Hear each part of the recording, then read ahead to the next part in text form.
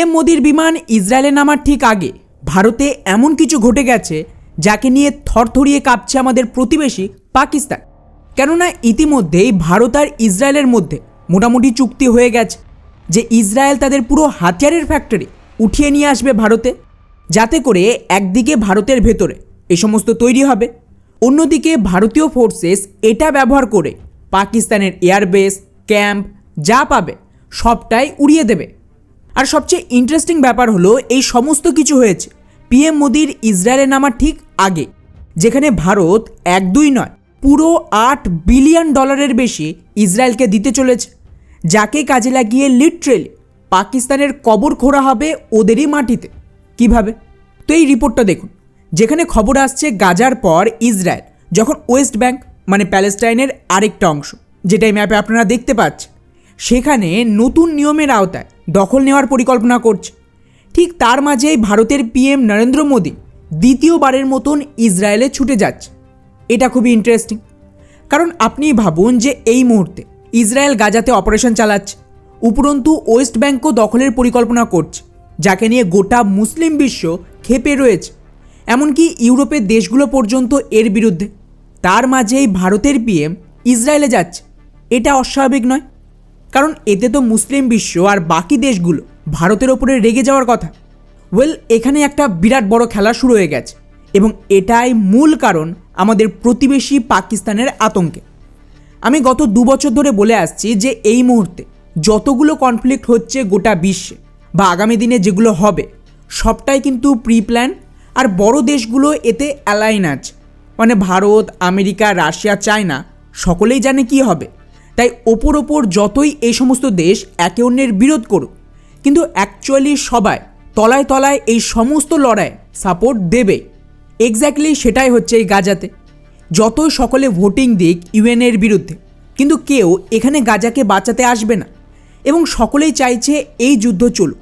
তা না হলে এমন অবস্থায় ভারতের পিএম কোনো দিন ইসরায়েলে যেত না। এতে কিন্তু ভারতের ইমেজ খারাপ হওয়ার সাথে আমাদের ওপরে চাপ বাড়ত। কিন্তু তাও যেহেতু পিএম ইসরায়েলে যাচ্ছে, তার মানে ধরে নিতে হবে ভারতের কোনো সমস্যা নেই ইসরায়েল গাজার ওয়েস্ট ব্যাংকে যা করছে তাকে নিয়ে। সেম ইউক্রেনের ক্ষেত্রেও দেখা গেছে, আবার ভেনেজুয়েলা হোক বা ইরান, কোনো বড় দেশ এই সমস্ত ক্ষেত্রে হস্তক্ষেপ করেনি। আর বন্ধুরা, এবারেই আসছে গল্পের নতুন মোড়। ভিডিওর শুরুতেই আপনাদের কি বললাম যে ভারত আর ইসরায়েল এমন কিছু করছে যাকে নিয়ে পাকিস্তান আতঙ্কে রয়েছে। তো এবারে শুরু হচ্ছে পাকিস্তানের গল্প। প্রধানমন্ত্রী মোদী ইসরায়েলে যাবেন আগামী 25 তারিখে। তার ঠিক আগেই দিল্লিতে ভারত সরকার পুরো $8.6 বিলিয়ন ডিফেন্স চুক্তির মঞ্জুরি দিয়েছে, যা প্রায় পাকিস্তানের টোটাল ডিফেন্স বাজেটের সমান। আর এখানে কি কি চুক্তি হয়েছে সেটা শুনলেই বুঝতে পারবেন যে পাকিস্তান কেন ভয় পাচ্ছে।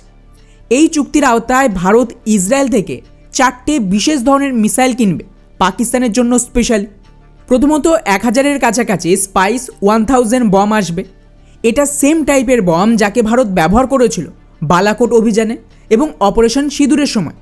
এটা এতটাই শক্তিশালী যে এটা গুহাতে লুকিয়ে থাকা টার্গেটকেও পিন পয়েন্ট অ্যাকিউরেসির সাথে হিট করতে পারবে, এবং এগুলো পাকিস্তানের মতন আতঙ্কবাদীদের দেশে ব্যাপক কাজে আসে, কারণ ওখানে আতঙ্কবাদী আর আইএসআই ক্যাম্প এভাবেই তৈরি।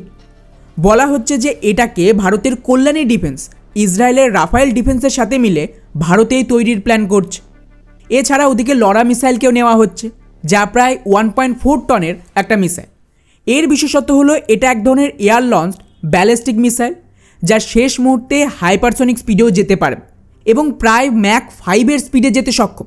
আর এটাকেও ভারত ইলেকট্রনিক্স ভারতেই তৈরি করার প্ল্যান করছে স্বদেশিভাবে।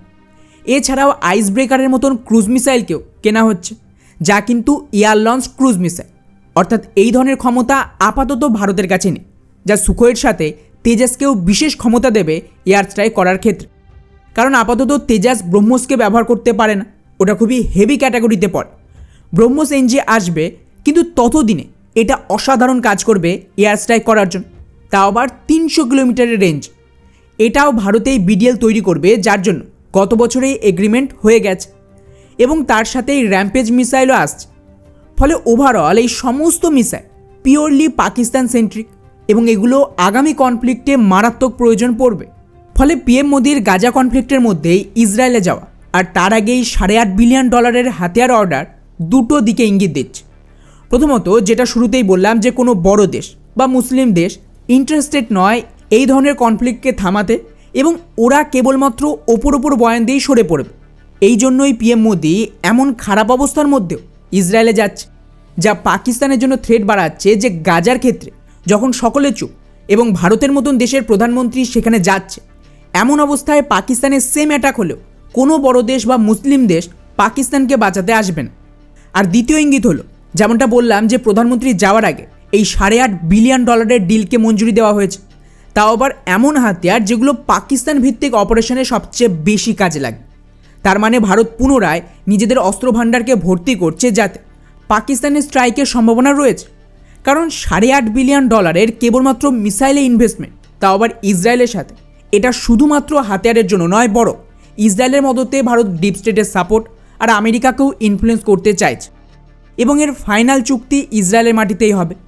তার মানে ভারত আর ইসরায়েলের মধ্যে একটা বড়সড় কোঅপারেশন হবে পাকিস্তানের বিরুদ্ধে ভবিষ্যতে অ্যাটাকের জন্য।